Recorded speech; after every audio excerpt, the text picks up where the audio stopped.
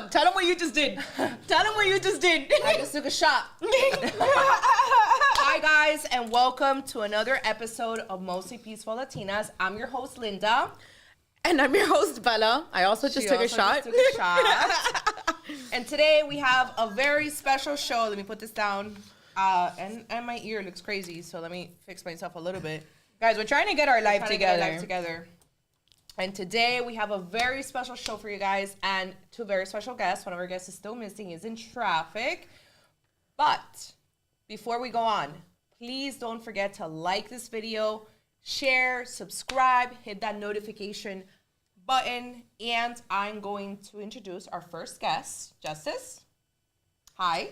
Hi, thank you for having me. Yeah. Absolutely. So for those of you who haven't heard of Justus before, Justus has a platform on Truth Social where he discusses conservative values, but more important, Christian conservative values, which are so important right now. I am obsessed with your takes. Obsessed. I consistently screenshot them and send them to Linda, and it's like, how based is this guy? I feel like you're absolutely setting the tone on Truth Social of where I wish the party was headed and not where we're at right now. Linda and I consistently talk a lot about how Republicans want so badly to be able to fight this extremism that we're seeing from the left with moderation. We talk, it's like, well, you can't fight extremism with moderation. There has to be some level of radical thought thinking. No violence, of course, but there does have to be a way of like, how do we challenge this super degenerate culture that's being pushed on us from the left, and that's to have a very radical traditional take on our views on family, on God, on faith, and you absolutely match that. So thanks so much for coming on the show. Thank you. You're very much appreciated. Yeah, that makes me feel so good. Yeah. I love to hear that. Yeah, no, I think of it as positive. I think of it as a positive vision. You know, like, we just try to stop everything the bad guys are doing, and we don't really have like an idea of what we want to do once we've successfully stopped them. And I think that if we had an idea, a lot of those people that are just chasing down the left would. So for our followers, like, how would you? I'm so sorry.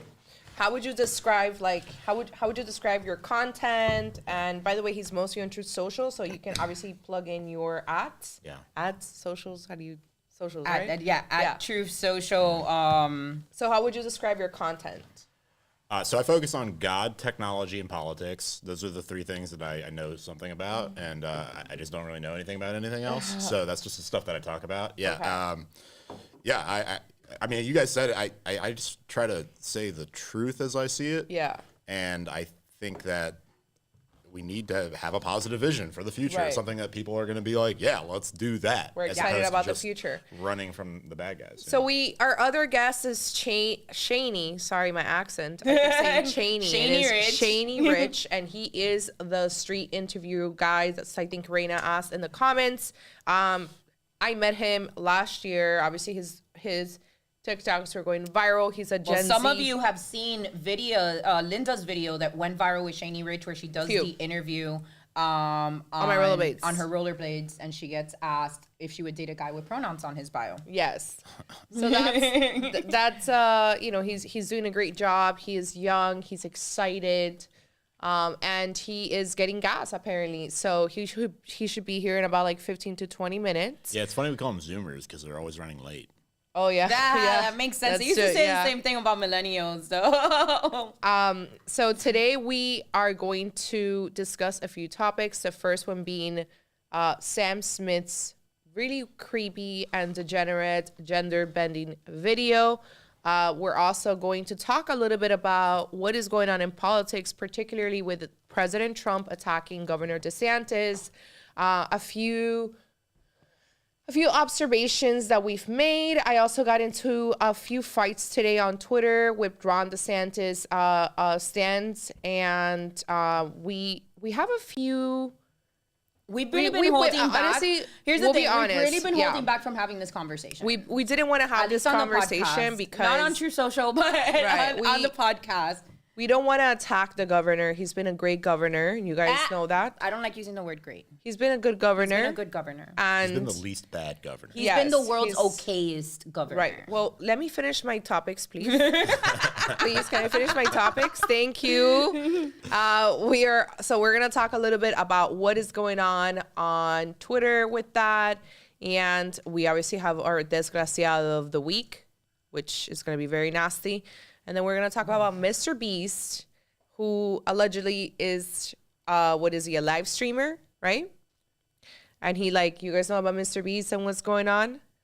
Have you been keeping up with the story No. of Mr. Beast? Anybody? Okay. For those of you who don't know, well, we're going to brief you guys a little bit on Right. Mr. Beast, but he's a famous YouTuber who actually goes viral quite often, but has recently, his latest stunt was that he was, where was he, in Brazil? Where was it that he went? He was, I think it was in Brazil. I think he was in Brazil, someplace in Latin America, and basically he used his funds to cure 1,000 individuals that were blind. And ironically enough, that act is actually getting a lot of backlash on the internet because there's always something to be mad about on the internet. So we're going to talk a little bit about that too. Wow, all right. Getting off to a great start. Thank you, Adam, always for supporting us with a $75 donation. Thank you, guys. MLP bucks are not to be used in moderation. Here's to growing the Anti-Lizard People Justice League. Yeah. God bless you, ladies. Per usual, guys, remember that we are 100% self-funded. No Illuminati, no lizard people. Our sponsors are all patriots. So with that being said, Angel, can you please post the one of the creepy Sam? So we were getting ready to discuss the topics that we were going to talk about today, and I kept on telling them that we got to talk about the Sam Smith video, and she kept on like, I don't even know what you're talking about. Like, we got to talk about the Sam Smith video. So finally, we were already getting ready to leave, and I'm like, Linda, you gotta watch. She's like, fine, I'm just gonna watch the video. And how long did you get into it? Like maybe 45 seconds in before you're like, I'm not gonna fucking watch this. I'm not watching this anymore. Yeah, I did like a minute long, and then I was like, I'm out. So very weird. Recording artist Sam Smith, gender bending recording artist, if you will, Sam Smith has just released his latest video, and it is filled with filth. It's supposed to test all sorts of gender boundaries. You've got women depicted as men depicted as women. A couple of those images. Can you bring up some of those images, Angel? There's the first one. I know that's your computer. Can you see it? Yeah, there's always a delay on our computer. There's always a delay. Angel's screen. But basically all sorts. So we've got Sam Smith that is, I don't understand the whole cis thing. So they keep on calling him a cis man, but it's a white cis man. Well, here it is. It just means you're not trans. It just means you're not trans? Yeah, it's ridiculous. Yeah. So there's a level of I would call it privilege normal. to that? Yeah. Yeah, I mean, I didn't realize that was something that had to be. So now there's a certain, because they claim it's like a privilege so if you're that not he has. non-binary, and if you're not trans, then, because non-binary is either you're a woman or you're a man. Usually trans is like you do have a gender. And then like he says, the rest of us normal people are cisgendered. And by the way, we're all just normal people. Yeah. Some people are just disordered. Right. That's what's happening. Okay, I like that. Disordered. Yeah, I like that. So here's one of the images you guys can see on the screen that is actually Sam Smith. It's a little small. But the one that you guys saw now, he's kind of like doing the guy from the back. It's really, really creepy. Can you go back to that other picture a second? Yeah, that the not the one with the drag queen on it. The one where he's dressed very provocatively. So Sam Smith is wearing a corset. His bare chest is out. He's got pasties on. He's depicting sexual acts online. So clearly it's gotten a lot of but I wouldn't even say backlash. It hasn't gotten backlash. It's actually gotten a lot of praise, right? Praise, really? Is my camera on? Yeah, I didn't see the light on. Oh, okay. Just kidding, guys.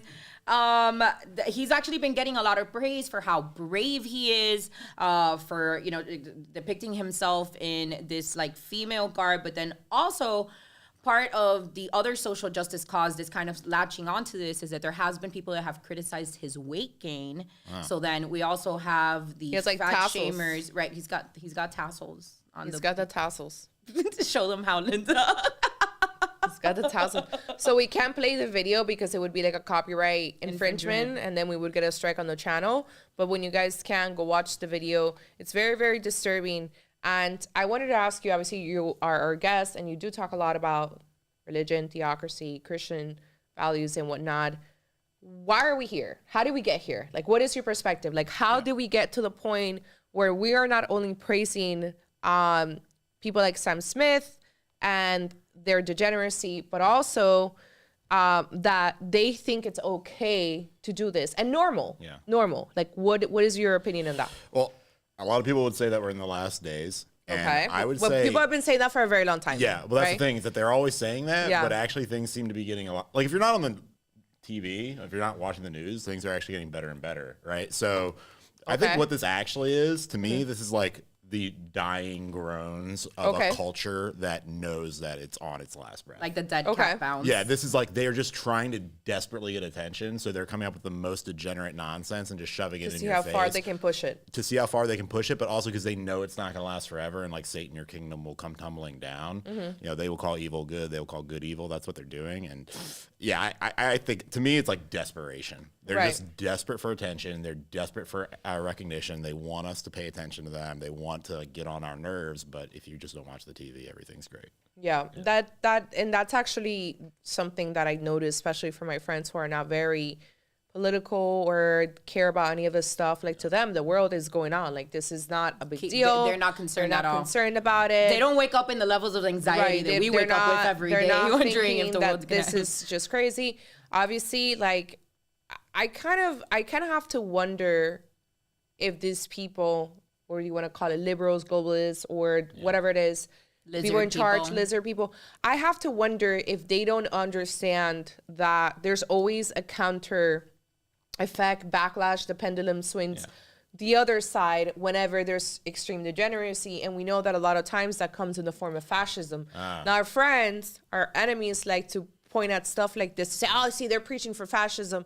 Most people are actually pretty moderate, and most people want to be left alone, right? So if none of this stuff was pushed, if none of this was being pushed onto us, if it wasn't in the mainstream, let's say this was happening in a cabaret behind closed doors, you and I wouldn't care. We wouldn't be thinking about it because we're not seeing it, right? It's not in our face. Right, you can choose We not to think about participate it, in right? We it. think about it because it's in our face. So the backlash to degeneracy is usually a strong authoritarian, usually very religious right. So I have to ask myself, do they not know that that's what usually happens? You know, that this type of degeneracy breeds fascism, authoritarian, you know what I mean? And are you thinking that they're deliberately trying to make something like that? Like they want us to? I just don't overreact? know. It just seems like they could be doing that because You'd think they're pushing us towards that? I don't know if they are. I'm just saying, like, they have to know. They've seen history. They've seen what happened in Spain. They've seen what happened in Germany. They've seen what happened in many But don't places. you think they're arrogant enough They've seen to what think happened that in this the time Middle, it'll be Middle different? East countries? Maybe. Or maybe people won't revolt. I think that the culture that we have among Christians in this country today is like so tolerant and accepting that there's virtually no change. Like we just don't have the will to power that would, you know, that would result in like a serious backlash. And so I have a hard time. The thing is this: these people are fools, right? Like they are like Sam Smith. I used to really like Sam Smith. Like Sam Smith. I thought his music was 100%. Me too. Like some of those early Absolutely. songs, I remember thinking pop music is dead, but Sam Smith is single-handedly keeping it alive. Like the guy was just such a talented male vocalist, agree. and there was really no one like him. And this is the thing, like who's he really hurting here? He's only hurting himself, right? Like, you know, 100 years from now, he could have been looked back on as like, you know, the white Sam Cooke. And now they won't look back on him at all. Like it's his legacy that he's just completely throwing out. Do you think that he's kind of like bowing to the mob? Because when Sam Smith first came out as gay, he didn't want to be defined by his sexuality. That was something that he made a point of saying. Like, I don't want to be defined by this. Like, I am a gay man, but that's not who I am. That's just something that I'm just defining myself as a gay man. Right. I was just a gay man, but he didn't want to be defined as the gay man. He wanted to be Sam Smith, the musician, or Sam Smith, whatever. And it seems like now pushing the boundaries as he is. When you look at this last music video, when you also look at, what was the song that he had out prior to that, the Unholy song? Unholy song. When you end up looking at that, you realize that now he is starting to push these gender boundaries. So you can no longer say that you don't care about being identified by your sexuality when now your entire image revolves around your sexuality. Well, isn't the whole thing just an absurdity? I mean, he says he doesn't want to be defined, but he defines himself that way.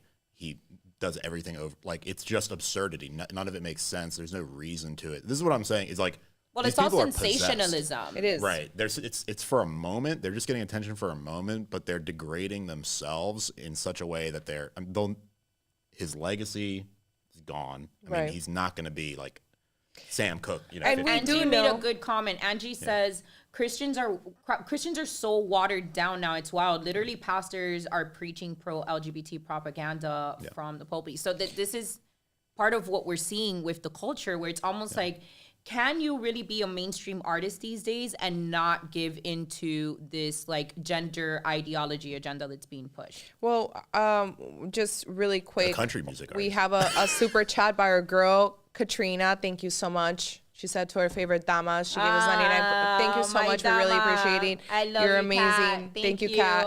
I was actually talking to her today. Yeah, she's awesome. So, with the whole Christianity thing, I always tell you guys, especially my Instagram audience, and I said it this week, this is a reason why countries like Russia and China take such extreme measures to censor stuff, right? It's not that I agree with it. It's not that I'm preaching for it or advocating for it. I'm just trying to have people understand why they do the things that they do, whether we agree with them or not. So in Russia, as an example, in 2013, they first started with a law that was they banned all LGBT propaganda for children. Praise so God. First, right, amazing, Nice. amazing, like praise God. Yeah. And of course, it got extreme backlash, and that's when President Obama was in power, and he's the one that, in 2012 was it when he signed the gays could get married in the U.S. So there was a lot of backlash, obviously, from the U.S. and the global homo regimes. And Shaney is in the comments. Bella, can you? Yeah, I'll go get him. Right. Oh, he's here. Yeah, that was just 1 minute ago. He was just a minute ago. He's texting. So take your phone so I can send you his. So take your phone. Take your phone. Go on Instagram, chat. Listen, stay in the chat, but go on Instagram and follow Shaney Rich and shame him for his lateness and his disorganization, For sure. his Zoomer ways. Shaney. If we don't shame these Zoomers, they will keep on being late to things. There he is. It's true. It's true. So. So with the whole Russia situation, they first start with just banning it for children, right? Yeah. So they say there's no propaganda for children. There's not going to be educational books. There's not going to be Nickelodeon or Cartoon Network. Right. Anything that doesn't align with conservatism, with Christianity, with the nuclear family is out for children. Yeah. Now, last year, they expanded on the law. They didn't just stop at that law, right? Because usually it's like people push back, maybe they go a little bit back. They actually expanded on it, and they said, never mind just for children. Like, now there's no advertising for LGBT for adults either, period. So if you are praise God. Right. So if you sell like LaCroix or whatever in Russia, or the Russian equivalent of this, and you wanted to have an ad of two gay men with this, right? Yeah. The company gets fined. Yeah. And then if it doesn't get fined, it just keeps adding up. So take a lot of strict measures against the disruption of the family unit, things that are anti-Christian. They're Orthodox Christian. Actually, Putin's a huge Orthodox Christian, practicing Christian himself. So that is why these countries have to take such extreme measures, because look at where we are, right? Well, yeah, I mean, okay, first of all, the freedom of speech that we even have in this country was never intended to protect what they are calling speech today. We talked about it in the way here. It's so funny you say that. We were talking, the founding fathers absolutely were opposed to obscenity. They never thought we were going to get here. We had blasphemy laws for years and years and years and years, and it was always understood. Like, freedom of speech was always about political speech and your ability. Like, for example, we were just talking about, you can get banned for saying a lot of things that we can't say to keep us on YouTube, but which it's insane. Like literally, it makes it harder to think because you suddenly have to work your way around all of these verboten topics, and they're actually the things that most need to be said. And so, freedom of speech never was intended to protect this kind of degeneracy in the Sam Smith video. We would be absolutely 100% in the right if we just said, hey, you know what? You're not allowed to air anything like that on public airwaves in the United States, period. It wouldn't be a violation of... Okay, you have freedom of speech, and you can also have something called standards. Right. And you will always have standards. We have standards right now where, we can't say what should happen to abortion doctors in a judicial court of law. We can't say what ought to happen to child molesters. Like there's all these things that we cannot say because we have speech standards. And among those speech standards should be like, we're not going to have obscenity in the public sphere. We're not going to have pornography in the public sphere. I mean, we should just outlaw pornography entirely. Right. But we don't, because conservatives aren't willing to put forth a positive vision for the future. They want just capitalism. Vision. They want capitalism. Well, yeah, and not real. That's the establishment. We have been so suckered into this establishment libertarian nonsense. Yeah. It's been Shaney's here. Shaney's here. Just come on in. Shaney's here. Just walk in front of the camera. Shaney's here. The chat loves to see you guys. Hi. What's up, brother? Hi, Shaney. We were just talking about how we need to have you? standards of speech in this country. Yeah. we talked about earlier with freedom of speech. Before we go on, Shaney, you want to say hello to our... Take a minute to introduce yourselves. How you guys doing? Wait, hold on. Is the camera on him? Yeah, right? 1 second. Sorry, guys. We got a Zoomer in the house. Finally, after 27 minutes, Annabella said. Share the podcast and channel, y'all. I love this. I love you guys. You guys are the best. Are we good? Yep. All right, Shaney, go ahead and introduce yourself. How you guys doing? I'm Shane, Shaney Rich on Instagram and TikTok and socials. But yeah, I do street interviews and just go to people, ask them random questions. I did a bunch of videos with Liz. Yeah, I think we got, like, our best video did 10 mil on YouTube, 200,000 likes. So, Let's go. yeah. Secret weapon, baby. Let's go. So we were just talking about, we actually just started 21 minutes ago. We were discussing the Sam Smith video. I don't know if you've seen it. He's like wearing tassels, doing all this like weird gender bending, transvestite, transgender, drag queen sort of stuff. And then we were getting into how Russia, China have to take extreme measures against this type of stuff. Like, yeah, we like freedom of speech. We definitely don't want to persecute people for living an alternative lifestyle, but it's also gotten under control. And you talked about blasphemy laws, and it's interesting because, Florida is allegedly the freest state in the country, and Republicans here are being praised as, patriots and freedom fighters. And just last week, 2 Florida legislators, they want to make it a felony to pass out anti-Semitic flyers. So there's been a couple of incidents throughout the country where there's been a group of gentlemen, I don't know their names right now, but they have passed out some inflammatory... These are Republicans trying to make this happen? In Florida. Is pornography still illegal in Florida? Right. No. GOP, what are you doing? Yeah. You can't... Yeah. So, What a obviously... clown That's show. the problem. Obviously, we have laws and protections against minorities already, Wait. So just so I'm clear, you can have pornography in Florida, but you can't point out that the pornography was made by a Jew. No. Is that what the law will be? No, that's not. Well, yes, actually, if you pass out a flyer, it's gonna be a felony. That's gonna be a felony. It's gonna be a felony. Oh So- my God. So, That's crazy. we have laws already in protective laws for minorities, right? So if you destroy a church, a synagogue, things like that, you're gonna be persecuted for hate crime. So these things are already in place. What these lawmakers want to do is basically ban speech, right? So if you are going to do that for one demographic or one religion or one race or whatever you want to be, you're going to have to do that for everyone else. Obviously, this is going to be challenged. It's not going to pass, I don't think. But also, in the event that it did, it will be challenged up to the Florida. It's even being presented, like, where have we gotten to as a society where, like, hurt feelings need to be persecuted? Yeah. It's a very dangerous with the zone. law. Is there some sort of like anti-Semitic What do you problem think, here in Shaney? Florida? Shaney, No, there you're Jewish, isn't. right? Yeah. So what do you think? Do you feel persecuted in Florida as a Jew? Nah. I'm really just chilling, guys. My thoughts on that whole situation is like, yo, you can have your own opinion. Right. I don't really care. You know, have your own opinion. Do whatever you want to do. And we agree to disagree. Right. What I hate cancel culture. You know, like as someone who's been banned, so it's like. He's been banned everywhere. Yeah, I've been banned. So they also don't like Jewish young. They Jewish discriminate. men are also being This is it's actually anti-Semitic. It's that they actually wouldn't let you anti-Semitic that the TikTok, Jewish YouTube, men- Instagram, anti-Semitism. Yeah, it's pretty wild. I just think that people are so sensitive about not being like these. I'm gonna post this like on my they to me, free speech is being able to tell people I don't like you, and people just having to be okay with that. And I feel like everybody's so like hypersensitive to just I want everyone to like me. I want everyone to be accepting of my lifestyle. I want everyone to praise what it is that I'm doing. Where then the slightest bit of opposition where somebody's like, well, I think you're lame, or I think you're whack, or I don't get down with that.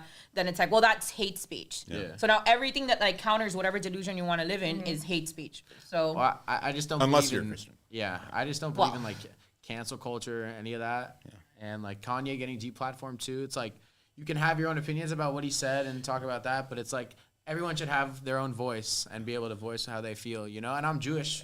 I don't see a problem with you having your own opinions about just like how I have opinions on certain things too, you know? Everyone has their own opinions. Yeah. But you probably would draw the line. I mean, there are lines drawn around like incitement to violence. Obviously, very specific, right? I mean, I wouldn't want that on my platform. Yeah, I would, if you were going to, and we can't say it, but if you were going to say like, kill X, Y, race, religion, and stuff, would you want that on your platform? No, even for you, advertisers are not going to want to join other people. It's definitely like, you know, the way somebody described it is we should be going by the law, right? So the same way that you they can change the law. Like that's why I asked, like to me, the problem with what happened to Kanye wasn't so much, because he wasn't inciting anyone to violence.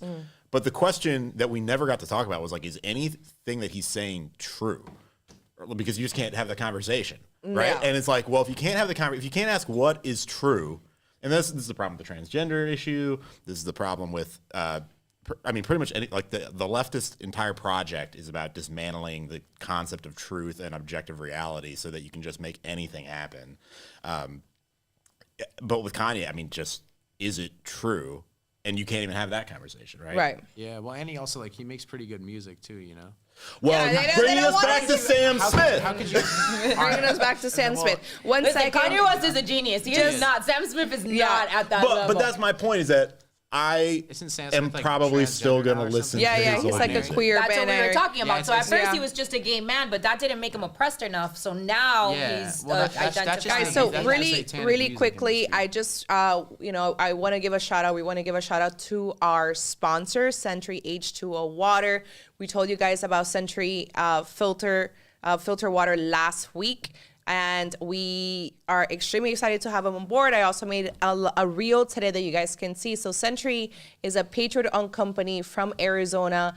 It's a 5-step under-the-sink water system. It filters out arsenic, all the toxins that you do not want. Most importantly, fluoride. Fluoride, that the lizard people put in there to mess with your brain. Yeah, but what's really interesting about Sentry is that unlike the reverse osmosis systems that a lot of people like to buy and they're extremely expensive, this actually enriches your water. So you actually get calcium, magnesium back into your water from that 5-stage system. Extremely affordable, $279.99. And then with our code, MPL10, you get 10% off. So which is check out incredibly Sentry. affordable compared to some of the competitors out there that are several $1,000s. So we're loving it so far, and we're so proud to have them as a sponsor. So thank you, Sentry, so much for believing in MPL and our fiery but mostly peaceful dream. Code Check MPL10, 10%. Thank you. Man, you guys are good at this. Harley, we're trying our best to bring the truth and fun to people because we are in a very chaotic world. So guys, we've been trying to avoid this topic for a very long time. I did a terrible job the week before last. We're gonna have to control Bella for a second. Don't follow me on social. She doesn't want to have peace. I'm kidding. I was fighting all morning today on Twitter. We're going to address the big elephant in the room, which is not Kanye West this time, but the fight between Governor DeSantis and Trump. And a lot of you may say, well, it's just Trump fighting on his own. It's Trump attacking Governor DeSantis. Governor DeSantis is not doing anything. He's doing a great job in Florida. And that is actually not true at all. And it's something that we have been kind of just, we've been very like surface with the topic. We want to, and here's the thing. We want to be sensitive with the topic. Again, don't follow me on Truth Social, but we do want to be sensitive with the topic because the governor is a good governor, and the governor, particularly in the activism that me and Linda have been involved in over the last 2 years, there has been a significant help that has been offered by the governor, and to not recognize that would be unfair of the work that he has done here in Florida. So we do want to be careful because we like the governor. We think he's a good governor, and we want him to remain governor of Florida for 4 years like we elected him to do. So when we help get you elected to serve 4 years and we start hearing rumors that we might get just 2 out of you, particularly when you take into account the political climate that we're in right now, it's extremely alarming. And then you start looking at some of the other things, like who's funding this, where's the money coming from, how it's the strategy that's going on, and then that makes you even more uncomfortable. So yes. Who is funding it? Who is funding Ron DeSantis? Can anyone tell us who's funding Ron DeSantis? Oh, funny you'd ask, Justus. You know, how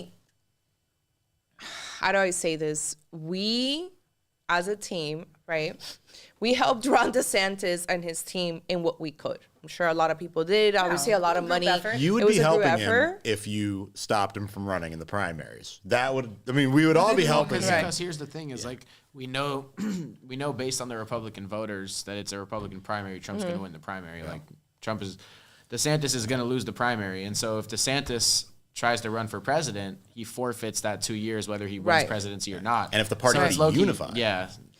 Unless they can convince him that he could win the party. Yeah. If he really thinks that he could win the primary vote, which I believe is what's happening right now, because they're already offering him, the globalist donors are there, the mainstream media is on board, big tech. Are we not allowed to name them?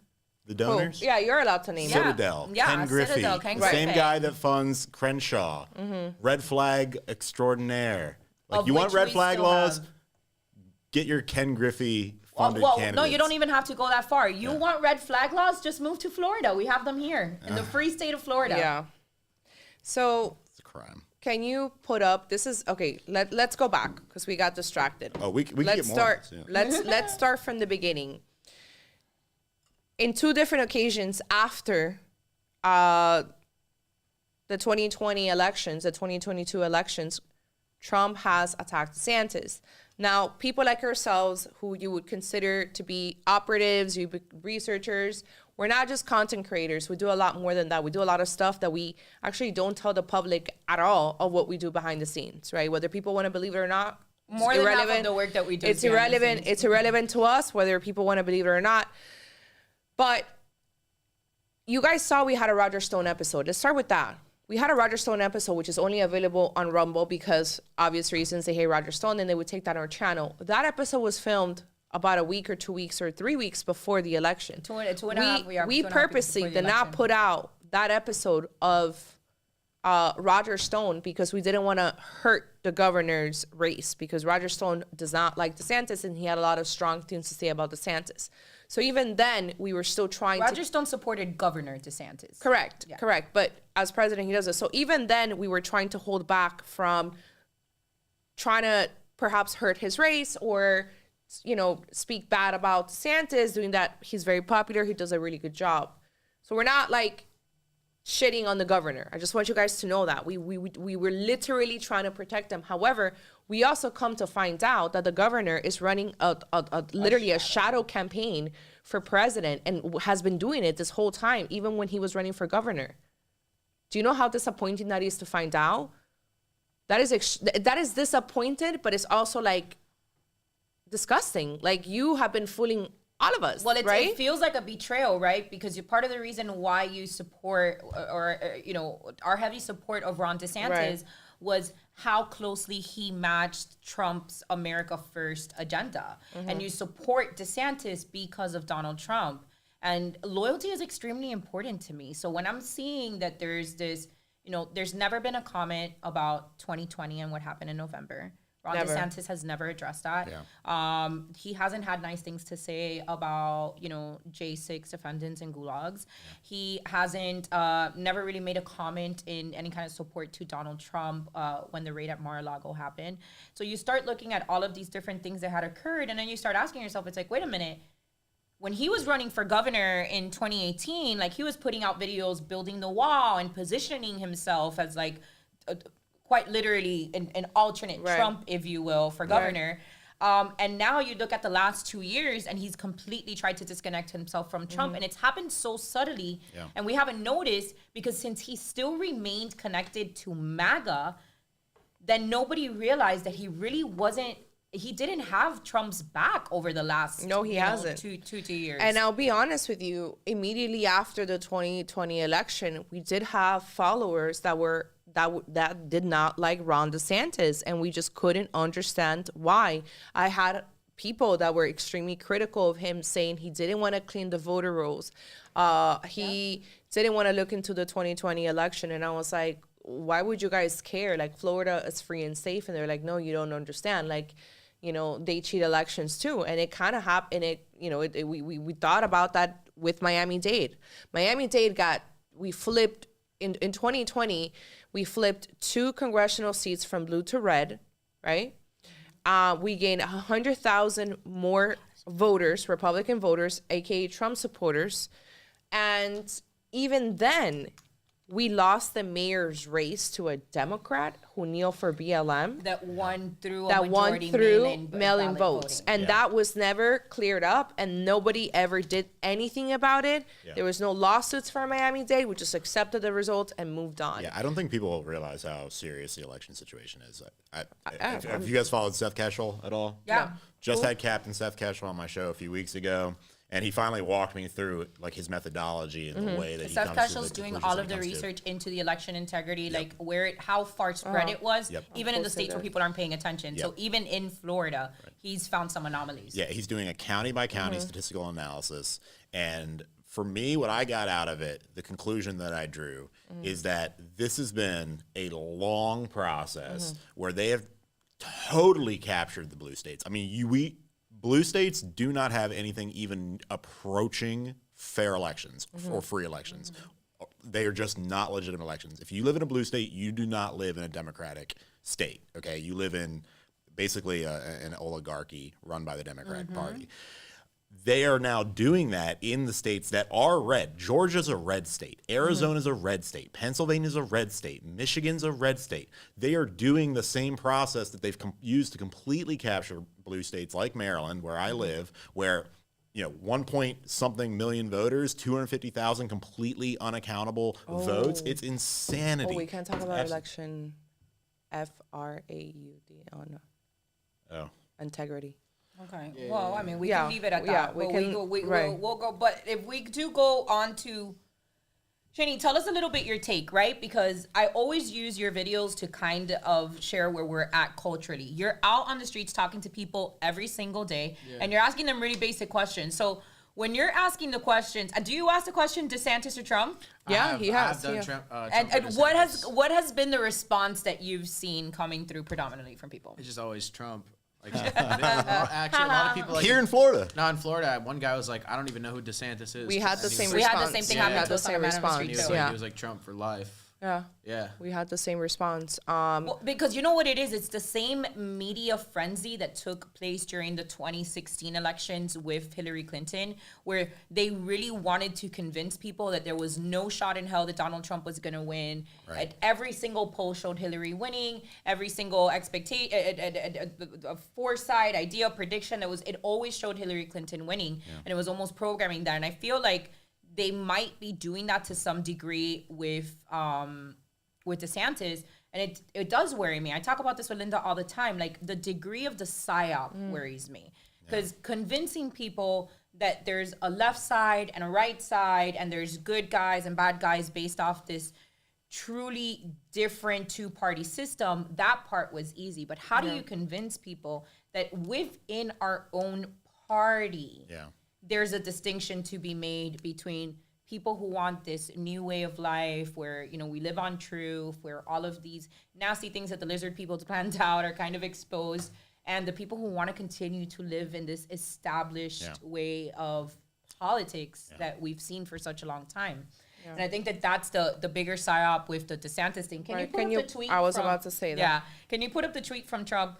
So in this tweet from Donald Trump, which the media is covering it all over, and that's left-wing media and right-wing mainstream media alike, with a lot of critique towards Trump. So Trump writes,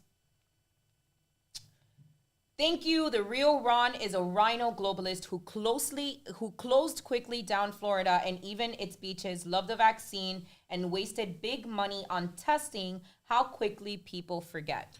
Well, yeah, I mean, Florida was closed for the first 2-3 months of COVID. Right. It was open after that. It was open before every other state was open, but it was still shut down. Yeah. I mean, people want to pretend like there was no lockdowns here, which is what some people say. Right. That's literally, when I moved from LA, there were still some lockdowns. Right. Linda sued the city. I remember going to Miami-Dade. Yeah. I remember going to Miami-Dade and them telling me I had to put a mask on.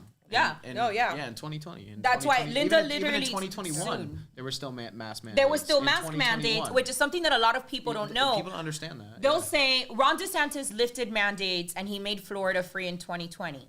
Well, that's not exactly what happened. Yeah. In Ron DeSantis began signing a month-to-month emergency order that he did give the power to the counties, but he gave draconian power to the counties by having this emergency order in place.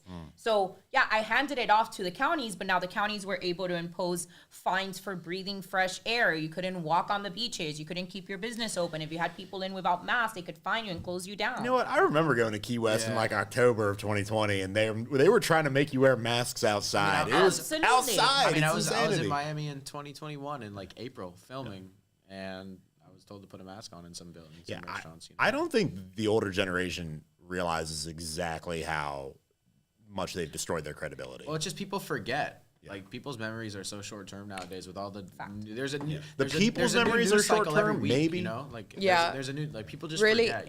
Really quickly, I just want to give a shout out to our super chats. Patriot Bro, $50, listening from cold and snowy Minnesota, -12 Fahrenheit here. Ooh. But you guys always bring the heat. Hi, Justus, love the Christian and faith topics. So key to our lives. Need to take stands here too. More important now than ever. Thank you so much. And also Stacy Velarded, she always comes by. Thank you so much. Thank you for helping get my mind right as I drive to California to visit my mind. You're very welcome. You're very welcome. Veronica said something that I agree with, which is that the average conservative American is for Trump. And then we see DeSantis support more from social media influencers, in my opinion.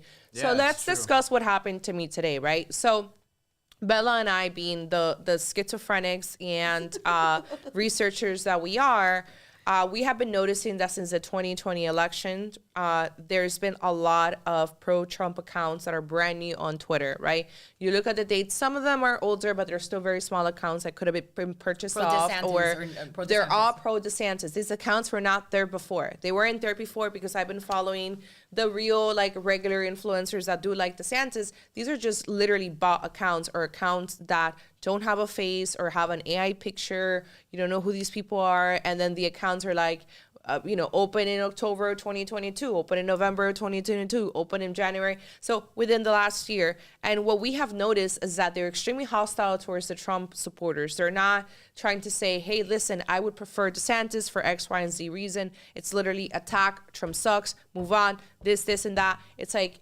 it's very hostile. They're also talking about it's an attack towards the supporters. Right. So now we went from the left, right? So in 2016, we had the left come out and say that, the fascism was going to come with Trump. We're fascist, Nazis, second coming of Hitler. All the dehumanizing things that the Trump called Trump supporters, hence the silent majority. He wins. 2020 gets worse, but people get louder, stronger. Happens January 6th. The guy's gone from the White House. Now you have the party, you have our party, our people who we all thought were united, it's now the attacks are you're a cultist, right? You are. I've been called this week a bunch of times. You're a dick writer. You're a meat writer. Like all these nasty names and name calling, which is in turn making people like myself and others who will support Trump and still like the governor say, okay, how about fuck you? How about if Trump is not the president if Trump is not the candidate in 2024, I'm going to watch you lose. I'm going to make sure that you fucking cry yourself to sleep. And I would literally write Harambe on the paper. I would literally write Harambe on the paper just to make sure, we're tired of losing. We're tired of losing. I will watch you fucking lose and laugh about it. So we were going to stop cursing so I much. will watch you lose. That's where I'm at, right? Because at first I was like, you know what? If that's going to be, who cares? I'll vote for the governor. But now you piss me off by calling me a cultist, a meat writer, a dick writer, and everything else that you called me. And I would literally watch the Republican Party burn. And I'll laugh about it. I'll pay the $10 for a thing of eggs until literally like 2032, if that's the case. How about that? Yeah, I don't think it's the older generation in the party, and they just haven't yet grasped that the walking papers are getting signed. Like, it is time. It's like time to Trump move, is the Trump 2024, and then we're moving on. We're moving on past these baby boomer politics. We're moving on past, we're not going to cut Social Security or Medicare so that grandma. No. It's like, it's over. We can't have this anymore. Like, we need a vision for the future that actually works, involves. I mean, Trump said it. He said, we're going to make America great again. We're going to build a wall. We're going to make federal buildings beautiful again. We're going to make it great again. We're not just going to slowly decline into like a tributary state of China, Lindsey Graham and Mitch McConnell. Like, I don't know. Sorry. What's your take on, so, it's interesting because one of the arguments that they continue to make, and I say they, which is just the ramblings on Twitter, Twitter sphere. One of the arguments that they consistently make is that it's time to move on from Trump because he cannot attract the moderate vote. He can attract Democrats. He can attract moderates. Yeah. Have you always been a Republican? He's so young. Well, I mean, you're so young. Yeah. Which is, how old are you, Shaney? I'm 18. All right. Okay. So, holy shit. But no, it's actually pretty crazy because I grew up in LA. So, like, I grew up in, like, the most liberal city in Santa Monica. And I remember 2016 came around, and my dad was supporting Trump, and my mom she's on the left, so she was supporting Hillary. Oh. And I grew up like with a liberal mom and a Republican dad, so I got to see both sides play out. And I was in Santa Monica where everyone is liberal, everyone is like that. And I supported Trump in 2016, and I was in like 6th grade, but I was just like, fuck it, like I like this guy, like he just says what's on his mind. Like, what did you like about him at that? Like, what was it that? Because at that age, you're so overconsumed with the things that are like cool, right? Yeah. Like you're worried about like your Jordans and the new iPhone or whatever it is.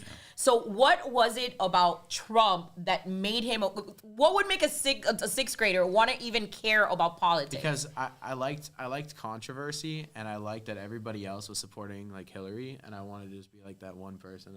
So I wrote Trump on my arms, and then they sent me to the principal, and they made me my wash God, it off no, and shit. stop. Yeah, I swear to God, true story. And then after that, I went to some boarding school in Utah, and 2020 came around. Everyone in Utah is super based. Everyone in Utah is based, but 2020 came around, and it was the BLM, the George Floyd, all that whole thing. Even in Utah. It was everywhere. Yeah, they made us do a whole bunch of shit. And then my dad picked me up and like went to a hotel with him for like 2-3 days and just like told me everything about what was actually going on.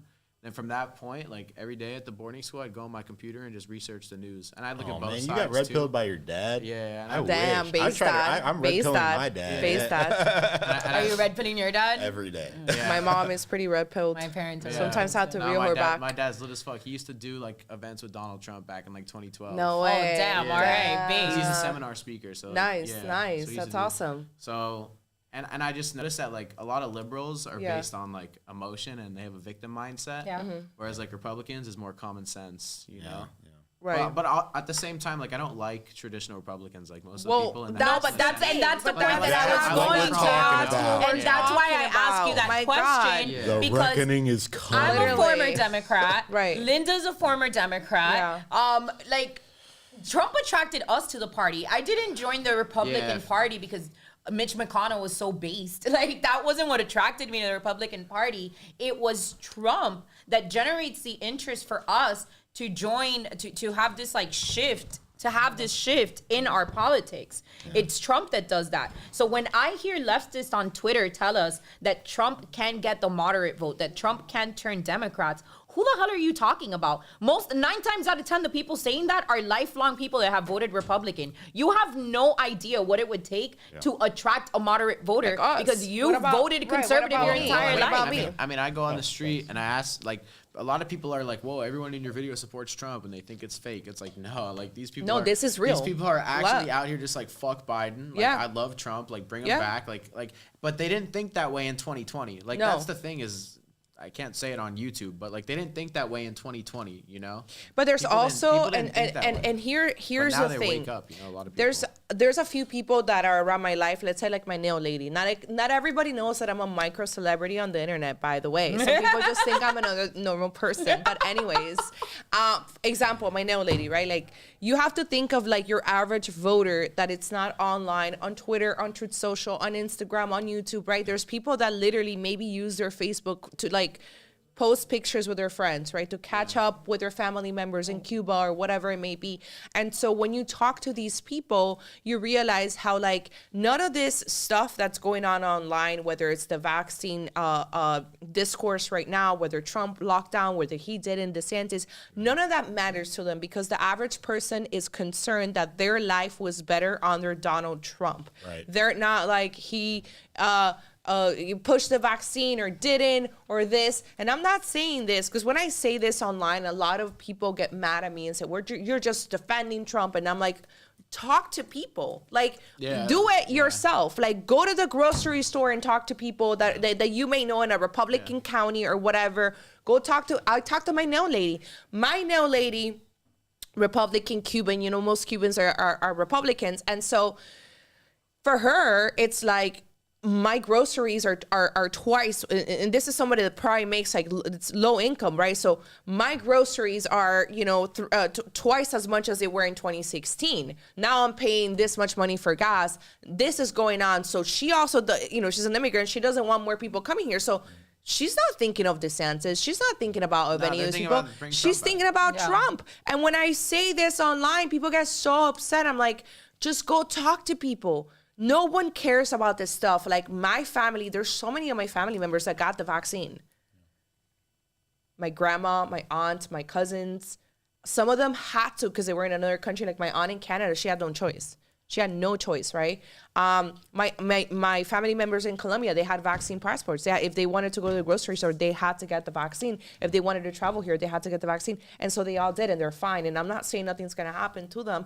But the reality is that the perception amongst the majority of the population is that this vaccine is a good thing. Right? Not everybody looks at that as the mark of the beast or it's gonna kill you or blah blah blah. In fact, most Americans, and even the ones that are talking about the mRNA vaccine now, most of them are okay with polio, measles, chickenpox. The majority of the population. I just talked to a friend of mine 2 days ago. She's pregnant, and she tells me, and I said, be very careful with the pharma juice for children. Da da da da da. She doesn't care. You know, she's like, oh no, you know, we're gonna give them. That they don't care. That they truly believe we're looking at over 100 years, over 1,000 years of propaganda on how you are incapable of having a healthy society without some form of juice or another, and you don't change 1,000 years of programming in 2 years. And I have this fight all the time. Everybody's always talking about, oh, well, you know, Trump keeps pushing the shots. Trump keeps pushing the shots. He keeps pushing them. Yeah, okay. 80% of Americans took the shot. 56% of Americans line up every single year willingly and voluntarily to take the flu shot. Yeah. You live in a pro-shot society. You are in a minority. These echo chambers that we exist in, the Telegram channels, the Truth Socials, the Rumbles, these are echo chambers compared to the rest. Even social media in itself is an echo chamber. It's a whole other world. And, you know, Anomaly, as an example, he blocked me. Anomaly blocked me 2 years ago because I was challenging him. He hates being challenged. He doesn't like being challenged, right? And he calls, now he's so nasty to Trump supporters. And this is someone that also got his clout. Yeah, I think he has like rap songs that are like for Trump support, for Trump or whatever. And he just all day, every day, it's the same people. I go on Twitter, they're shitting on Trump this, Trump that, and it's like, dude, you guys don't even have any more a discourse with us, because if we don't agree, right? Because maybe you can say, I believe this is wrong that he said, and you say, okay, well, I don't believe that's wrong. I'm okay with it because of X, Y, and Z. They don't come back and say, okay, we agree to disagree. It's like, well, you're a cultist. Yeah. You know, you're a D-writer. You're doing this, and it's just like, you guys are taking the same position and attacks as The left. The left. What do you think? I can't. What have you seen specifically? Because I know that you're on Truth Social and you're watching it within Truth Social happen. So I'm obviously not vaccinated. The idea that 80% of Americans are vaccinated is kind of shocking and surprising to me. And I'll say this: the most moderate Republicans I know are coming around to the idea that the mRNA vaccine was a mistake, and is like, people I know who have gotten like 4 or 5 shots are like, I think I made a terrible mistake. I mean, my take on it is like, Trump made it because A, he was pressured, and B, he wanted to win the he probably thought in his head that it would help him win re-election. Well, I just don't think that anybody would be able. I don't think anybody would be able to get away with not producing. In a fact, vaccine. Well, I think he would have been tried. I think he would have been tried for like human rights violations. Can I ask think what they the would have argument charged him exactly with- is? Well, Like, think about it. I mean, Fauci was pretty much controlling that whole. I think that if he would have pushed for anti-vaccine, that they would have tried to been way worse for him. genocide. I think that they would have tried charging him with genocide. Yeah. But can I It would've ask been you, is the argument that because he is supportive of the vaccine, that he won't have enough support among the Republican base to win the general election? Is that the argument? I mean, like I That's said, the Twitter that's what they said. argument from the So pundits. can Hold we on. just say, like, it doesn't even warrant discussion because it's so stupid. Like, that is ridiculously dumb.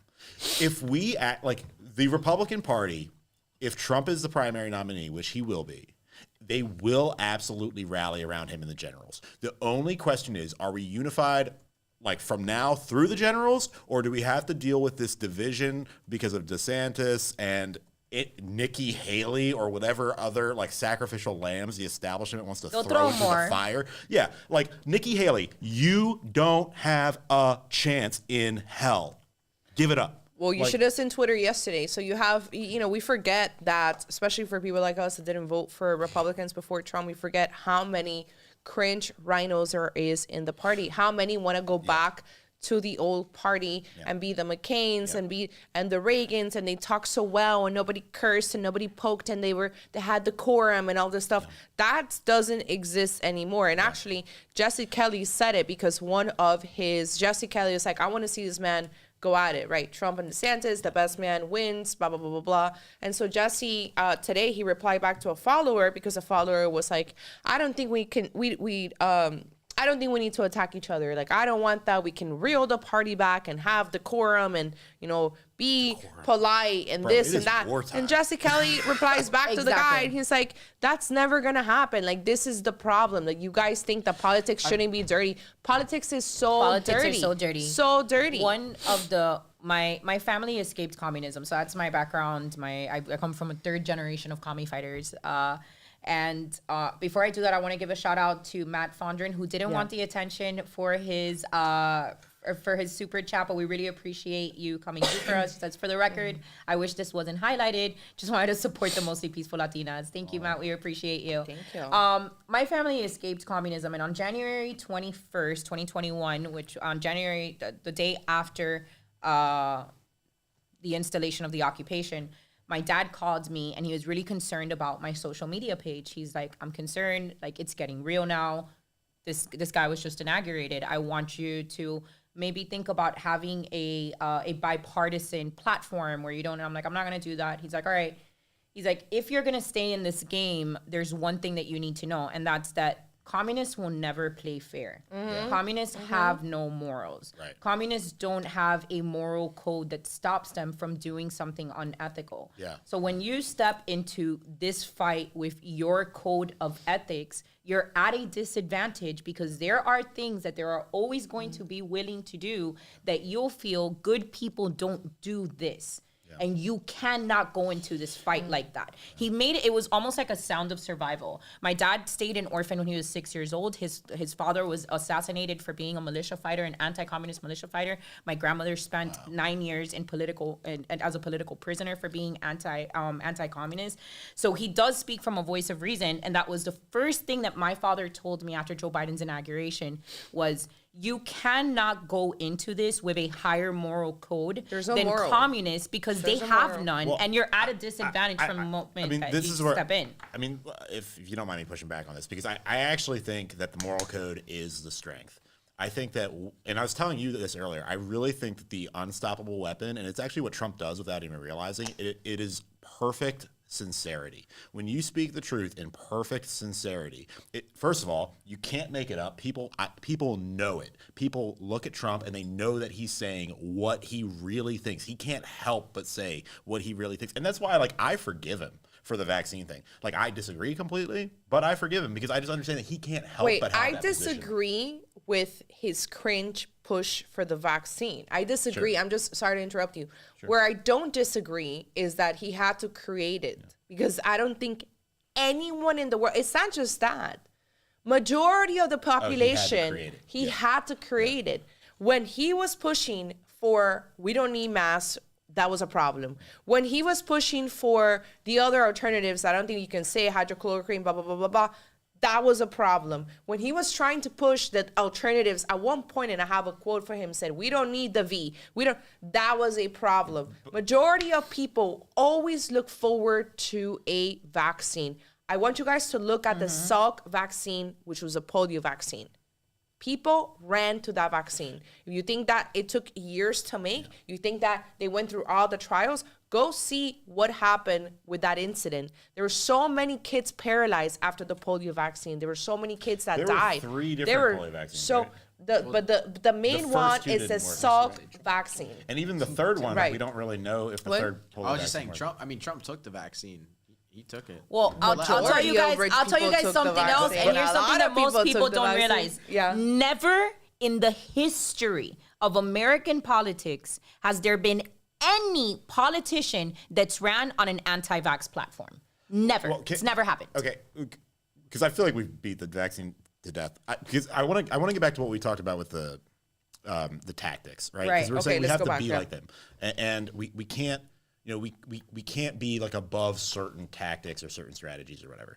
And this is where I'm going to push back because I really do think that there's strength in the truth and strength in sincerity. I look at Martin Luther King. If you don't like Martin Luther King, fine. Look at Gandhi. Look at Jesus. Look at Nelson Mandela. There's something about when you are, especially when you're the weaker party, when you are the oppressed party, if you just go out and speak the truth and take the blows, the people see that, and you're communicating in a language that's universal, that moves people emotionally, and that's the difference between us and that. Like, the communists, they go and they lie, and they lie, and they lie, and they just repeat themselves over and over again, and they manipulate people, and they brainwash people, but when push comes to shove, they have no moral authority, and people can recognize this in their hearts. So, like, my whole thing is, tactically, if we actually just got convicted about what we believe and we went out there and we pursued it truthfully and sincerity, like what Trump does when he goes out and he just says, this is what I believe, this is really what I believe, and we're going to go out and pursue that, people follow him for that there really is no other reason people like Trump. People like Trump for his authenticity and his sincerity,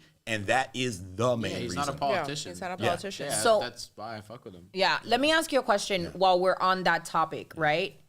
How do you feel about Christians today? And so we have this, there's always, the Bible tells us that we're going to be persecuted. Yeah, sure. Granted, we know it, we accept it, we know that it's something that happens. But I feel like it's also to some degree today's Christian is very complacent because they just feel like, well, we're going to be persecuted anyway, so we just sit back and we don't fight back and we don't. Well, you need to be persecuted for Jesus' name, right? Like, this is the thing. If it's not, if you're just being persecuted because you're soft and you're a fish and you're going along with a school of fish and just being hunted basically by sharks, then that is not, there's no glory in that. There's no obedience in that. You're not doing a Christian thing just by being a doormat. But if you're being persecuted for Jesus' name, then you're bearing your cross. Like, that's what it means to bear your cross. Like, I got fired from a 7-figure or a very large contract that was like very important to me at the time, because I was on Twitter saying pride is a sin, and pride is a sin, and God smites sinners. And that's just what the Bible says. It's what every Christian for the last 2,000 years has believed. It's straight up orthodoxy. And if you don't like it, fire me. And they did. And but that, I'm not, and I deserve none of the credit for that. Like, that is Jesus that put it on my heart, and it's Jesus that got me through it, and here we are. But like, as Christians, we have to actually be doing it for his name. Like, this is why Roe reversed. Right. We were talking about it earlier. Did we lose the midterms because we reversed Roe? I don't think so. Only in politics, only in Republican politics, do we have a massive win, and then we're like, oh no, now we're going to lose because we had this massive win. No, winning is momentum. Winning begets more winning. So if anything, I think that the tiny win that we had in the midterm elections was at least in part because of Roe getting overturned. And Roe was overturned because a bunch of Christians were going out every day and speaking the truth and saying abortion is murder, and we're not going to compromise. We're not like I remember I was at the March for Life just now, and a few weeks ago. And the AG from Mississippi was coming out and saying, oh, like, these women are victims. These women are victims. I'm like, no, these women are murderers. They're murdering innocent children with the help of insane doctors that butcher countless babies every year. So it's like, you go out and you speak the truth, and you speak the truth. I want to shout out Jeff Durbin and End Abortion Now, because they figured it out. They were just like, you know what? We're going to go to abortion clinics, and we're going to preach the gospel to these people about to murder their children, and they're going to repent, and they do. Like, I think like 40,000 babies they've saved. Well, that's probably part of the reason why they have these new laws now, because we really do believe that everything ends up being spiritual warfare. It is all spiritual warfare at the end of the day, and we just need to embrace that. We just need to embrace that because, man, Gandhi freed a nation of 1 billion people without lifting a finger. It was just by speaking the truth and doing what he thought was right. And Martin Luther King, I think people have a lot of like legitimate complaints about Martin Luther King. Fine. But what you can't argue with is that his tactics worked, because his tactics was we're going to get a bunch of 15-year-old kids to sit in a racist cafe until the cops come and beat them and attack them with dogs. And guess what? Nobody sees that happening and isn't moved in their heart to do something about it. I just want to say that Martin Luther King wasn't a conservative Latina. That's a little bit harder for us. There's also a lot of dirty tactics and politics going on with the DeSantis team, which people don't know. The first one is a shadow campaign, because we told people we were going to talk about this real quick. So the first one is a shadow campaign, which is that he has been running a double campaign for presidency and governor since before the election. So people don't understand that before you announce to the general public that you are going to run for president, governor, senator, whatever it may be, you gather your donors. It is your donors who pretty much technically almost make that decision. Determine if you can run. Exactly. Determine that decision for you and who are going to fund. DeSantis is sitting on a war chest of money. More than Trump, $200 million.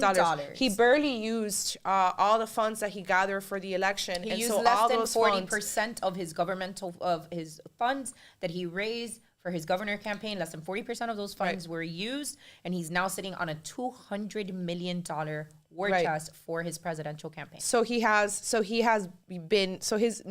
not just him directly, right? So it's not like DeSantis. There's a team. There's people involved. The First Lady of Florida is also spearheading a lot of things behind the scenes that people wouldn't even begin to understand. And he has the best communications team in the world. Bella and I, hands down, they are amazing. They're an amazing team. We can't not deny that. And so what happens is that when you go on Twitter and all these accounts popped up, it happened to me today. I told Bella, I started to reel them in to see. It's kind of like a a social experiment to see their interactions and stuff like that. I've never interacted with them. I have just been observing them for a couple months since the election. So today I finally went after one of the accounts and I said, let me go try to bait this guy and see how he responds, who responds back, and what happens. And so one of the tweets that I should have given it to Angel, but one of the tweets that I responded back to was that he said that he wanted Trump supporters to go away from where they had come from, right? Yeah. The Trump supporters should go away. I'm gonna read it to you guys now. From where they had He come wants his party from. back. He wants Trump supporters Right. to go away. So he goes, so I guess somebody was responding to him saying we should have unity in the party, no matter who we want to vote for, blah, blah, blah, blah, blah. And so he says, unity, ? No. I want idiots out of the party. I want them to go back to staying home or whatever it was they did before Trump came along. We're tired of losing and we're not negotiating with fools. This is a hostile takeover, emphasis on hostile. This is a black man who has a picture with an AI. It's not a real person. This is an AI. And so I asked them, I said, I want you to clarify what you meant by this. I didn't attack him on his position. I didn't defend Trump. I didn't care to do any of that. All I said was, can you tell me as a supporter of Ron DeSantis, someone who voted for him, what you mean by this tweet? Do you want people like me who supported Trump to not vote, to stay home and go away from the party? So he kept avoiding the question. And then I said, we've never heard from you. There's no real picture. And then you're asking people to stay home and not vote and go away from wherever they came from if they support Trump. Well, we got into a really nasty argument, and then all the bots came out. So then all these accounts, and I started seeing who was responding, insulting me, telling me to shut up, all these things. Long story short, every single account that was responding back to me doesn't have a face. It's not a real person. They're brand new accounts, and every tweet by these accounts are all pro DeSantis attacking Trump and his supporters. Then when you send me that, so Linda sends me this, she's like, look at what I've realized. Like, I think all of these are bots or AIs. And I had been doing similar research where I was doing keyword searches on a lot of these terms that are now being used, like move on from Trump, like can't capture a moderate vote. I was doing these searches on Twitter, and what I was finding was the same bot accounts that Linda had identified were the same ones that were coming up time and time and time again on Twitter. So there, I posed this question on True Social actually yesterday, where Democrats are known to use these kinds of tactics, right? Yeah. Like bot tactics or whatnot. And I presented the question on whether or not that was a good or bad tactic for conservatives to adapt. Is it something like fight fire with fire, or the idea of like, no, we're not like them, we don't need to stoop down to that level? Overwhelming, I wouldn't say overwhelmingly, but more than half of people did say that they thought that we should fight fire with fire. Can I chime in on this? Yeah, please. We're actually working on something for this. Good. So I actually responded on that poll, and I said we should fight fire with fire. I don't like the idea of just fake accounts. And again, because it's just, I have a predisposition, I have a bias towards truth. But here's what I think we can do, and I think what we ought to do. There are a lot of conservatives in this movement, a lot of activist level people who want to be heard. They just don't want to be on Twitter all the time. And those people, I think a good large number, thousands, if not tens of, or hundreds of thousands of them, would be glad if they could give a trusted group their Twitter account to manage on their behalf, not as a bot, but as a managed account. Like, rich people have social media managers all the time. Why can't normal people have social media managers to get their worldview out there? So I think if we approach it from that perspective and we use some of the technologies that we've been talking about to help like amplify these messages. I was telling Linda just yesterday, it's like, I don't like, it's kind of why I posed the question, because I was telling her, I'm like, I don't care. I don't care about this moral battle. Like, how do you fight this? How do you come into this unbalanced playing field? Can I plug the project, actually?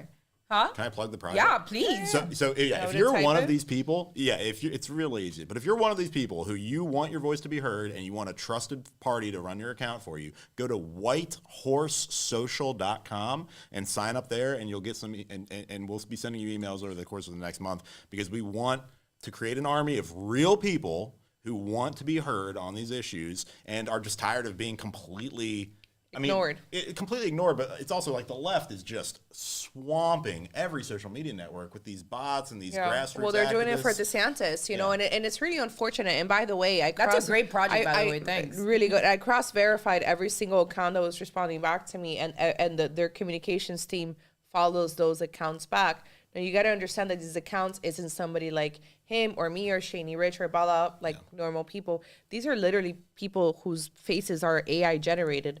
Why would a communications director, press secretary, whatever you want to call it, be following this type of account? It just doesn't make any sense. They're not a personality. They're not a pundit. They're not an influencer.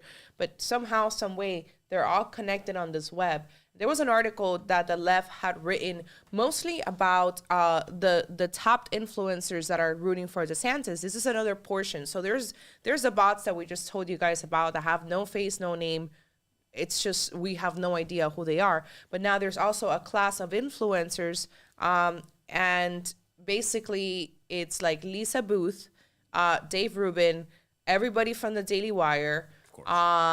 Which ones were the other ones? Dave Rio Boy. There's a lot of like older, maybe like Gen X people, media pundits. They go on Fox and stuff like that, who are the ones that are on Twitter driving the pro DeSantis narrative, attacking the Trump supporters. John Cardillo is another one. He used to be a really good guy. This week, also Bill Mitchell, who used to be a huge Trump defender, also came after Trump. So it's mostly, all of this stuff is mostly being driven in the Twitter sphere. And, you know, when people were trying to put this together, because the switch was it wasn't very organic, right? It happened right after the midterm elections. We were already seeing it before the midterm elections, but when it happened right after the midterm elections, it wasn't very organic. People were kind of tying things together, and they realized that all that class of influencers, the girl from Libs of TikTok, the Jamie from The Gay Who's Straight, all these people, not Jamie, but Shaya, who's the girls from Libs from TikTok, all these people have been courted by the DeSantis communications team. They've gone to the governor's mansion. They're getting invited to events. It's the same people. They get access to the governor. They get access to the governor. So they have been things he's done. reeling in influencers. Nothing's illegal. It's all fair game. We're not shitting on their game. By the way, you can't. What is it? You can't hate the game. You can't hate the player. Yeah, you can't. Don't hate the player. Hate the game. But we're just informing you guys of what we know that has been going on behind the scenes. The average person is probably just not tapped into. I have these fights. Whenever I fight with these trolls, they're like, "Oh, you don't know what you're talking about. DeSantis isn't running." It's like, bro, I know what I'm talking about. I'm down here in Florida. Wait, I'm not just telling you that he's not running. The shills on Truth Social are. So what have you got? Because I know you posted the other day, 2024. I'm voting for Trump. What response did you get from that? Let me pull it up. Let's see. Like clearly, because I've honestly been firing on Twitter because Twitter is actually kind of lit. So Dulce also sent us a super chat. Oh, these are the best. The last two super chats are amazing, guys. Thank you so much for the commentary on that. I can't scroll up. I don't know what's wrong with my computer. But can you read the Dulce it says, one? I respect you ladies because you walk the talk. In my opinion, to many talking heads, the conservative side just want to get rich and famous. That's very, very true. Also, Grant Wells, thank you so much. Keep fighting the good fight. You ladies are important. You show us how to fight properly. And thank you, now, we just got another one, too, from Big Clips. Both super based. Thank you so much. You two are based. Yeah. You two are based. So what did you get? What I tweet, I just said Ron DeSantis needs to take a step back and endorse Donald Trump for 2024. Who agrees? And it got like 10,000 likes. 1,800 retweets, 213,000 views, and everyone's like, yeah, I agree. But then you see some influencers in the comments that are saying no. I like who? Well, they have to drive the narrative, right? Call them out. Let's see. It's hard to tell now. Right, because everybody's verified now, so it's hard to tell who's actually an influencer. Do you guys know Forgiato Blow? Yeah. Forgiato Blow is my man. Did he turn on Trump? No, never. Oh, I was going to say, no. He just made a video. He just made a video questioning DeSantis. Like, he made a video. He made a whole video. He commented Rhino Ron. Oh, I know. All right, I hear. Forgiato, shout out Forgiato if you're watching this. Let's go. For some reason, my mom knows. Don't we have a picture with Forgiato from JC? No, not from. It was from one of the rallies in DC. Yeah, he performs there. Yeah. Yeah, no, he lives in St. Pete. All right. He's in Florida. We got a lot of patriots in Florida. That's the truth. Well, should we switch over to one of our other topics? Should we talk about it? Well, we just, by the way, we just want to tell you guys what we know behind the scenes. That's all. And now, Bella, please do us the honors. All right, guys. So this week's segment of Desgraciado of the week. I don't know what this is. We have to explain it to them. You have to explain. All right. So this We'll explain it to week. you guys. Can you bring up the image? I can't click on anything on my computer, so this is going to be hilarious. So this week, the Desgraciado of the week that we will be highlighting is ABC News producer. What was his name, Linda? I had my notes, but for whatever reason, I can't click on anything here on my computer right now. But an ABC News producer was actually caught with massive amounts of child pornography and also trying to sell said pornography and exchange said pornography. So, can you pull up the story a second, Linda? Yeah, but I don't understand why my computer also. Is your computer also acting weird? Where is it? I mean, first of all, can we just say, is this surprising to anybody? Like ABC producer? No, it's not. So you know what's interesting? It is ABC. Back in this was already quite some time ago. It's an ex-ABC News producer arrested on child pornography cases. So his name is James Gordon Meek, who lives in Arlington, Virginia, had several devices seized by the FBI last April and the Department of Justice. And so according to the court documents, it contained images of children engaged in sexually explicit conduct. And I guess it was like conversations about him expressing his enthusiasm for having sex with children. And it's just yet to another Justus' point where he's like, is anybody surprised? I'm actually not. Back, I want to say it was back in 2021. ABC actually changed regulations where they didn't want to they didn't want to use the word pedophiles anymore because it could be offensive. They want to use MAP. Yeah, they didn't want to use the word pedophile, so no, we're not wood shocked. chipper. Well, I mean, doesn't every rational person? They might call you an extremist for that, Justus. Yeah. No, but like, let me just put it this way. When you work at ABC for a long enough time to become a producer, you're like a part of the swamp. Like you are like a creature of the night. And the fact that you'd be like, probably every producer at ABC right now is on that stroke or whatever. You know, can we? I mean, this is sort of related because What? that Jacob Wool tape of he got with Schumer's press secretary.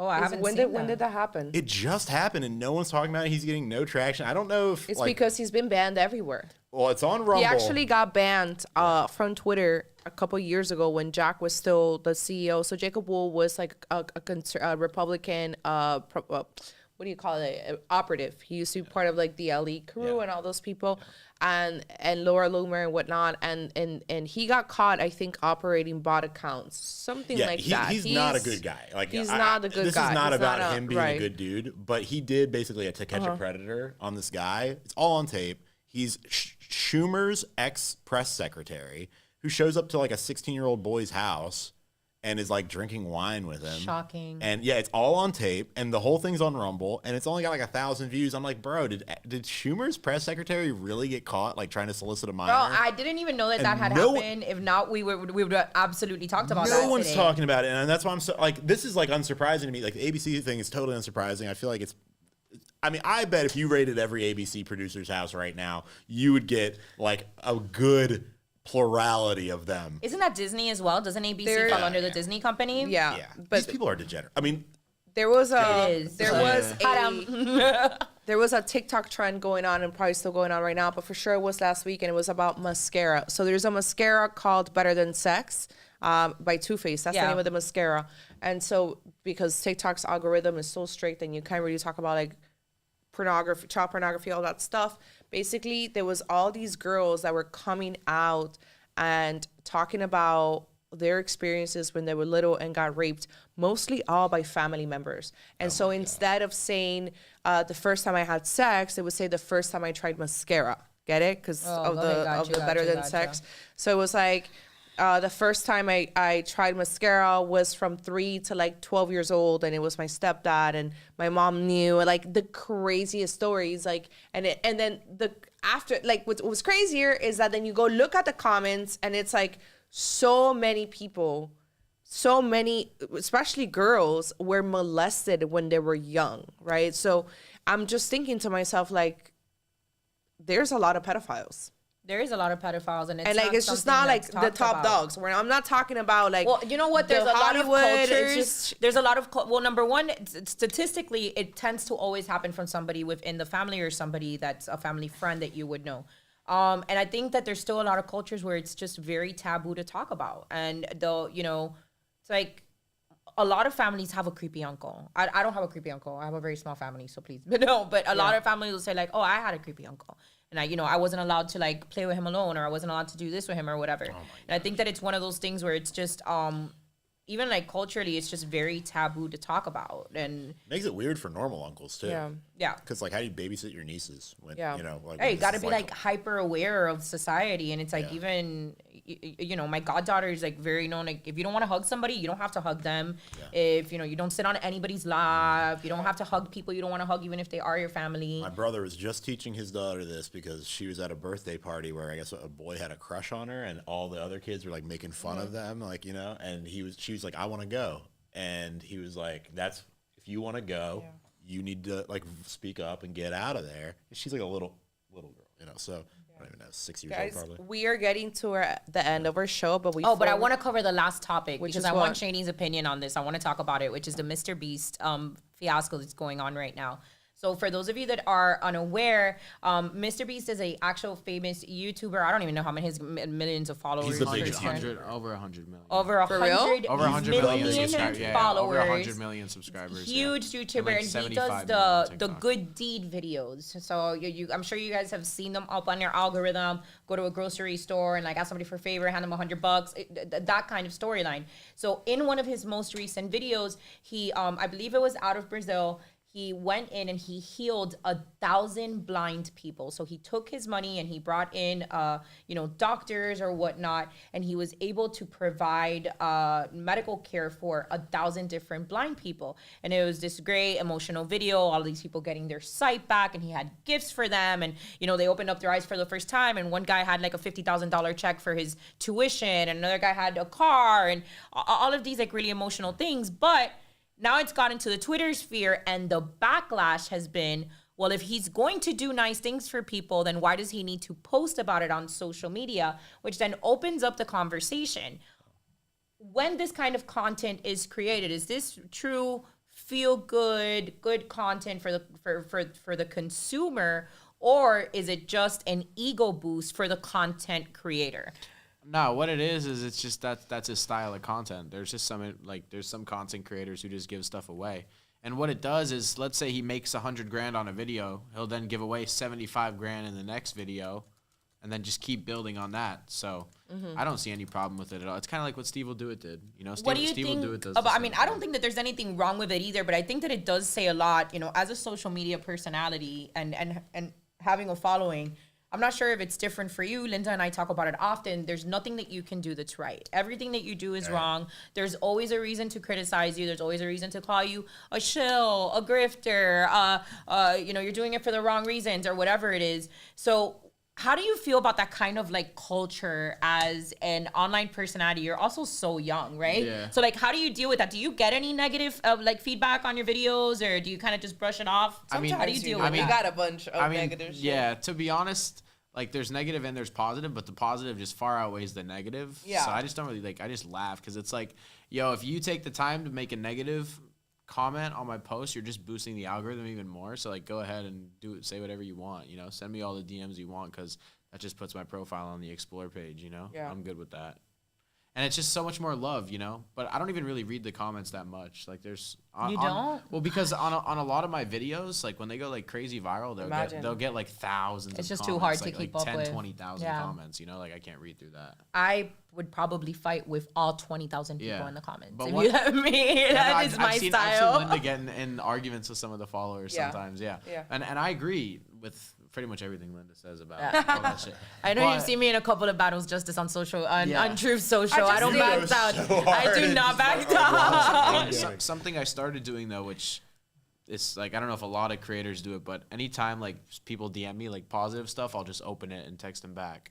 Yeah. Like just I go through all the message requests every day. Yeah, and just absolutely. hit people back. You gotta engage with people and obviously engage with the positive more than the negative for sure, because there is a lot of people that support you. I actually saved this audio on Instagram or TikTok, one of the two, that was like, nobody supports you like your friend on the internet, like that random person that doesn't know you, that's never met you, like they believe in you, they believe in your dream, blah blah blah. It was like really beautiful. I wanted to make a TikTok with that for you guys, but it's just like, damn if you do, damn if you don't. And this is kind of like the situation that happens to us in Miami. You know, we lend our platforms and our time and efforts for free to parents, to citizens, doing what we thought was good for activism. We weren't activists. What was our contribution to the activism? We didn't really know the in and outs or the game. And we, you know, even then, like I've said it before, the fact that we have no children is used against us as women, you know, as opposed to saying, wow, thank you for using your platform. If you don't have no kids, despite the fact not having children, you're still willing to put the school board protest or whatever it may be. Instead, it's like, well, if you have no children, don't even have kids, so you're just a cloud chaser. You're only doing this for clout. Like, why would you, you know, you know, by both sides, by the way. It's not just we've had, well, these people don't count as really conservatives, but nevertheless, the support that we get is so much greater. Yeah, well, and that honestly, like, I'm in a very different situation than you guys, because your guys' whole platform is your opinion, whereas my whole platform is other people's opinion. Right. I see that. So it's like, I in a way, I get, like, if, you know, when they banned me on YouTube, like, they banned me for hate speech, and people were telling me, well, it's your choice. You have to bear responsibility because it's on your platform and you choose to post it. But a lot of the times in the comments, like, it's not about me. It's about the person in the video. Of course, you know? they're not upset. Yeah. Right. I guess that does make it different. Yeah, it makes a huge I'm out there difference. defending my honor every single day. But I mean, sometimes people get mad at me, and it is what it is. You Yeah. know? That's life. Sometimes Linda and I will be on the phone, and it's like 2 hours into our conversation, and we spend 40 of it completely quiet because we've both been of us are fighting with it's people. hilarious. On, like, She's like, "Are you fighting?" Are I'm you like, yes, fighting? I'm It's like, fucking yes, I'm on Truth Social. Today I was Somebody really just called out warp speed. I was really mad this morning at the hostile environment of the DeSantis people. You know, I even attacked his press secretary, and I told her, I said, this is not a good look for you guys. Like, you don't exclude us. Like, we voted for the governor. Like, but I was going back and forth, and I was like, you guys are just, you know, this is like really messed up. Guys, before we move on, once again, we want to give a shout out to Century Wellness System, our sponsor of the show today.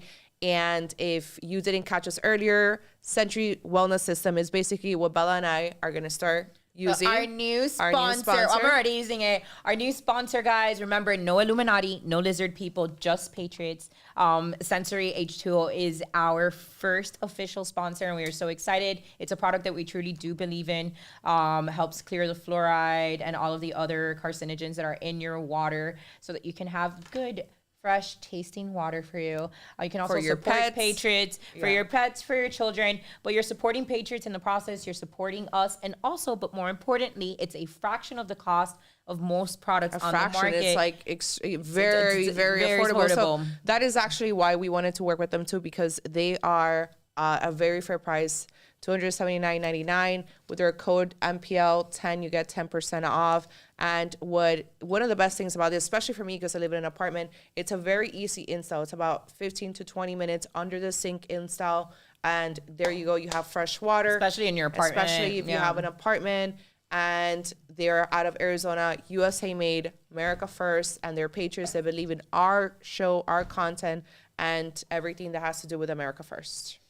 So 2 contributions, guys, that we want to point out, Hablando como los locos, our friend Maylene and family. Hi, ladies, late but present. Keep up the great work. Those are our counterparts down here in South Florida, bringing the news in Spanish. So if you got your abuela, or mommy, or papi, and they don't speak English and they want to keep up, check out Hablando Como Los Locos. We want to open up the floor to some questions, guys. So drop those in the chat before we go. Fortunately, we're not going to be able to be on for like 2 hours because my car got towed and I need to go get it out of the tow shop. Well, no, we've been going on for an hour and a half, right, Angel? It says 92 minutes. So we've stretched this out.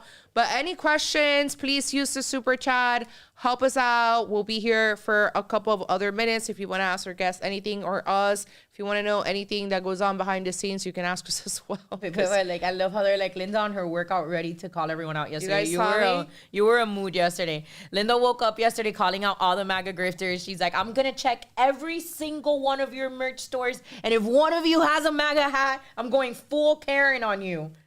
Thank you so much, Reina. She just supported my small business. So guys, also, if you need any Valentine's Day jewelry for your girlfriends, wives, sisters, if you want to buy any jewelry, I'm going to put my website right here and you can use the code HOPE for 25% off. It's everything that I'm wearing, super cute stuff, affordable, luxury, water resistant, Also, I'm wearing. tarnish resistant. She's wearing it too. There's also guide chains as well. I need one of those guy chains. Yeah. Let's go. We got you. My dog's got you. All right, guys. What questions do we have? Angel writes. Every time I hear you guys say Angel, I'm like, yes. Oh, Angel. Yeah, our amazing producer his name is Angel as well. Because he is an angel.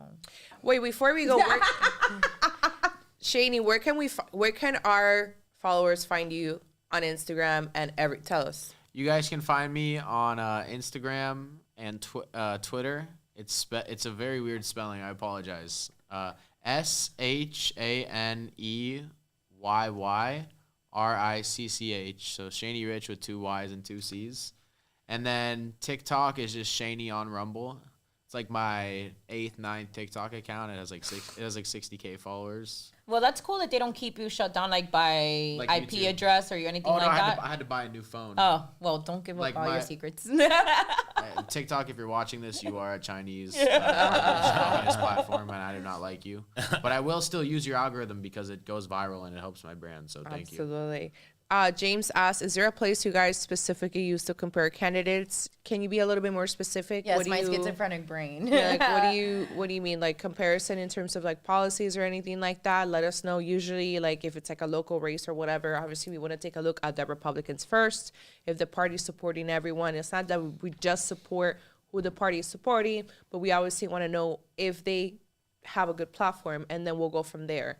It's not like we have a lot of ashrams to choose from, this is not Burger King. There's not a lot of good candidates out there, but usually that's what we do. Obviously with Trump and DeSantis is a little bit different. We've seen what both men can do at a state level, and we already know what the president did 4 years ago.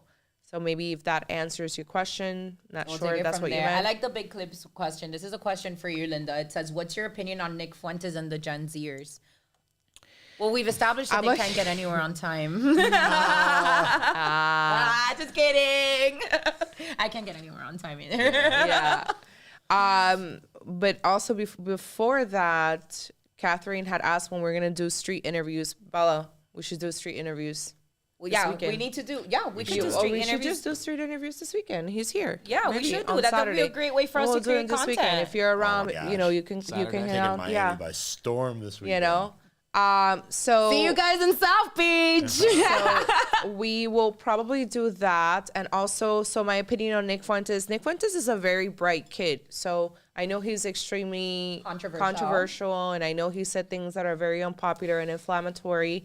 Nevertheless, if you take away the stuff, a lot of stuff that these people say to us to get a reaction, right? They're comedians or actors, they're trying to keep people entertained. And so if you take away that stuff and you listen to his America First, live podcast, whatever that he does. I've obviously done it for research purposes. We've covered Nick before. And you hear things that are extremely interesting and very eloquent and educated. He's got some good takes. And I think that a lot of what he does is really just... This is a very young kid. He's like 22 years old. And we're talking about his intelligence level is like, it's very, It's Do shocking. you think that It's says shocking. something about the pendulum when we've got people like Nick Fuentes and Shaney, gosh, all when the it's talent so is over much here. younger, and Yeah. now like having this appreciation for conservative ideology? Because I mean, is it just about politics for you, or is it bigger than that? Is it like the idea of like it's a lifestyle. Yeah, it's a Our lifestyle. opponents read Ibram X. Kendi. Our side reads Augustine. We are not the same. we're not the same? Yeah. Somebody asked if we're friends with Christian and Jamie. We haven't spoken to him in a bit. No negative No negative response negative or thing to anything. say. We obviously don't agree on some stuff. We wish him well. I definitely disagree with a lot of the things that how Jamie went about her anti-Trump derangement syndrome, and I talked to her about it on the side, and we just don't agree, and I don't appreciate it at all, and she knows that. But I do wish them well, and I know her mom passed away recently, so it's very sad, and Oh, I didn't. I wasn't aware. Sorry yeah, to really, Jamie really for sad. that. I just That's found really out about sad. that. That's very sad. We obviously hope that she's doing well and that she's in good spirits, and thank God she has her fiance to be on her side. Somebody asked, do you guys have a P.O. box? I do. I don't know it by memory, but I can like drop it tomorrow on Instagram for sure. And then Are you ladies gonna take another shot? Preguntan no, I can't. I'm like literally This like. is literally rubbing alcohol. I Yeah. think that, o sea, Angel, tú no puedes traer otra cosa para tomar aquí por lo menos, a little, los spritzer, que se le pueda echar un poco. What is this?